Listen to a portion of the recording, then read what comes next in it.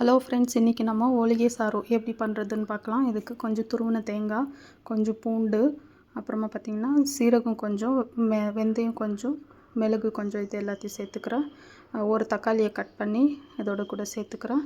அடுத்து நம்ம வேக வச்சுருக்க பருப்பு, நம்ம ஓலிகை பண்ணுறதுக்காக வேக வச்ச பருப்பு, கொஞ்சமாக கருவேப்பிலை, அப்புறமா ஹோலிகை பண்ணுறதுக்கு நம்ம ரெடி பண்ணி வச்சுருக்க அந்த ஸ்வீட்டு கொஞ்சமாக சேர்த்துக்கணும். ஏன்னா நம்ம புளியை பேலன்ஸ் பண்ணுறதுக்காக தான் அதை போடுறோம். இது மிக்சியில் அரைச்சிட்டு ஒரு கடாயில் கொஞ்சமாக எண்ணெய் சேர்த்து கடுகு, கொஞ்சம் சீரகம், அதுக்கப்புறமா இடித்து வச்சுருக்க பூண்டு இது எல்லாத்தையும் வதக்கிட்டு கொஞ்சம் கருவேப்பிலை, அப்புறமா வரமிளகா இதெல்லாம் சேர்த்து க்ளீனாக நம்ம நல்லா வதக்கி எடுத்துக்கலாம். இந்த அளவுக்கு வதக்கினதுக்கு அப்புறமா நம்ம ஏற்கனவே அரைச்சி வச்சுருக்கோம் இல்லைங்களா பேஸ்ட்டு, அதை இதோடு கூட சேர்த்துக்கலாம். சேர்த்துட்டு இது கொஞ்சமாக ஒரு நிமிஷத்துக்கு நம்ம நல்லா வதக்கி எடுத்துக்கலாம். ஏன்னா எல்லாமே பச்சையாக அரைச்சிருக்கிறதுனால அந்த பச்சை வாசனை போகிறதுக்காக ஒரு நிமிஷம் வதக்கிக்கலாம். வதக்கிட்டு கொஞ்சமாக நான் புளியை நான் வாஷ் பண்ணி கரைச்சி எடுத்துக்கிறேன். இந்த அளவுக்கு எடுத்துருக்கேன்.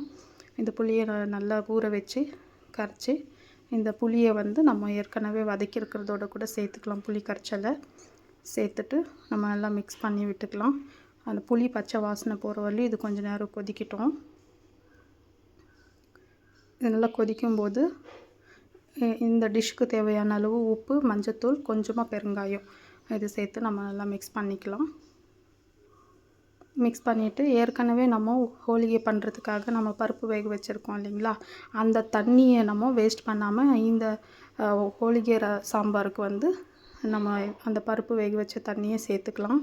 சேர்த்துட்டு நல்லா மிக்ஸ் பண்ணிக்கலாம்.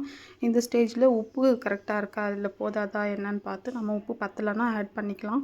தேவையான அளவுக்கு நம்ம தண்ணி சேர்த்து இதை நல்லா கொதிக்க விட்டோம்னா, கடைசியாக கொத்தமல்லி இலையை தூவிட்டோன்னா நமக்கு ஹோலிகை சாறு ரெடி ஆகிடுது ஃப்ரெண்ட்ஸ். இதோட கன்சிஸ்டன்சி பார்த்திங்கன்னா ரசம் மாதிரி ரொம்ப தண்ணியாகவும் இருக்காது, சாம்பார் மாதிரி ரொம்ப கெட்டியாகவும் இருக்காது, மீடியம் பதத்தில் இருக்கும். இந்த அளவுக்கு இந்த பதத்தில் இருக்கும். இது நமக்கு சாதத்தோடு மட்டும்தான் இது நமக்கு காம்பினேஷன் கரெக்டாக இருக்கும். ஆனால் இது உண்மையிலே ரொம்ப டேஸ்டியாக இருக்கும் ஃப்ரெண்ட்ஸ். இது நீங்களும் ஒரு முறை ட்ரை பண்ணி பாருங்கள். இந்த ஹோலிகை பண்ணுறது, ஒவ்வொட்டு பண்ணுறதுக்கான ரெசிபி நான் ஏற்கனவே யூடியூப்பில் அப்லோட் பண்ணியிருக்கேன். கீழே டிஸ்கிரிப்ஷனில் நான் லிங்க் கொடுக்குறேன், வேணுன்றவங்க போய் பார்த்துக்கோங்க. ஓகே ஃப்ரெண்ட்ஸ், இப்போ நமக்கு ஹோலிகை சாறு ரெடி ஆகிடுச்சு.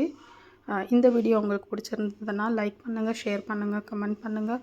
மறக்காமல் புதுசாக பார்க்குற ஃப்ரெண்ட்ஸ் யாரும் இருந்தீங்கன்னா சப்ஸ்கிரைப் பண்ணிக்கோங்க. தேங்க்ஸ் ஃபார் வாட்சிங் த வீடியோ.